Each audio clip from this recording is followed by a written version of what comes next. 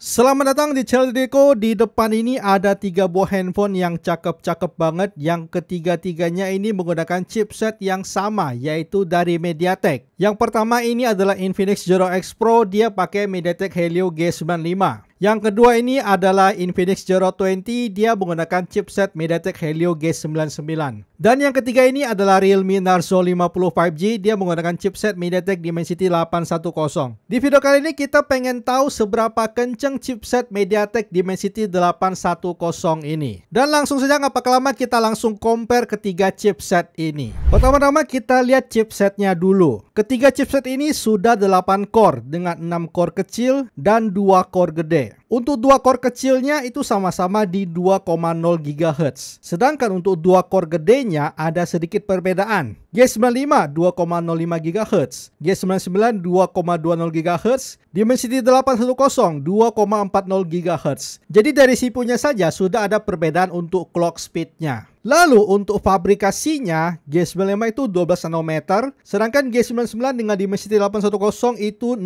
nanometer. Lalu untuk GPU-nya, G9 itu pakai Mali G76 MC4, sedangkan MediaTek Helio G99 dengan Dimensity 810 pakai Mali G57 MC2. Jadi GPU-nya sama, G99 dengan 810. By the way, ketiga handphone ini sudah sama-sama menggunakan UFS. Di sini saya sudah tes untuk storage-nya. Zero X Pro kayaknya dia pakai UFS 2.1. Realme Narzo 50 5G dia kayaknya pakai UFS 2.2. Sedangkan Infinix Zero 20 ini pakai UFS 2.2 juga. Cuman kayaknya ada beda grade-nya deh. Teman-teman bisa lihat untuk write speed-nya. Dia 1 GB, sedangkan Realme Narzo 50 5G itu cuma 500 MB.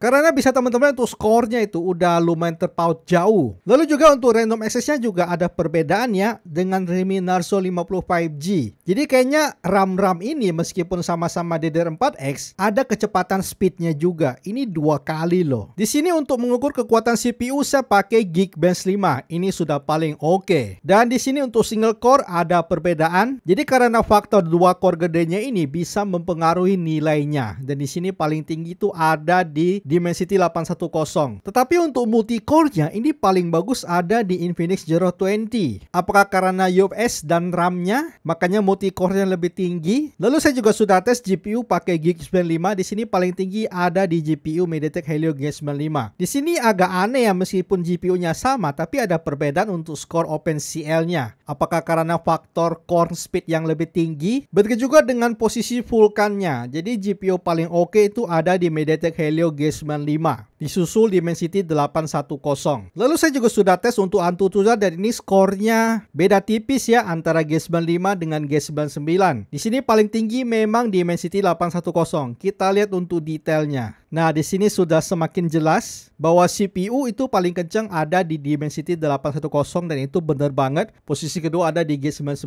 Untuk GPU dah paling kencang ada di G95. Ini sudah semakin jelas. Lalu saya juga sudah tes untuk 3D Mark Collab Stress Test. Di sini juga paling bagus, paling tinggi ada di G95 lagi. Angkanya mencapai 1500. Disusul Dimensity 810. Tetapi efek dari GPU yang kencang dia lebih panas. Dari 26 naik ke 42. Sedangkan Dimensity 810 itu naik ke 36, G99 hanya naik ke 32.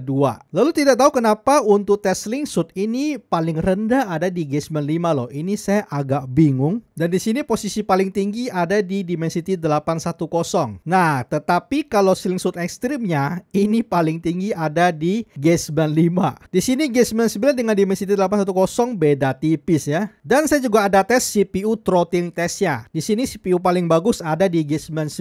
Dia throttle-nya cuma di 94%. Itu bagus banget. Disusul Dimensity 810 91%. Dan di sini paling rendah adalah G95 karena efek 12 nanometer. Makanya dia panas, guys. Lalu terakhir untuk mengatur performa GPU saya pakai GPU Mark. Di sini paling tinggi ada di MediaTek Helio G95. Disusul G99 ya. Kok bisa begitu ya, guys ya? Harusnya kan Dimensity 810 ya. Mungkin karena faktor RAM ya. RAM dari Infinix kedua ini kan dia sama-sama RAM 8, sedangkan Realme ini dia RAM-nya 6. Makanya ada perbedaannya. Jadi kesimpulannya untuk ngegame paling kenceng yang mana? Kalau secara performa paling kenceng memang ada di MediaTek Helio G95. Cuman sayangnya dia 12 nanometer. Makanya dia lebih cepat panas jika dibandingkan dengan Helio G99 dengan Dimensity 810 yang sudah 6 nanometer. Dan di sini ternyata untuk G99 dengan Dimensity 810 itu sebenarnya beda tipis guys ya. Cuma perbedaan di clock speed CPU-nya saja. Jadi sebenarnya secara overall sih G95,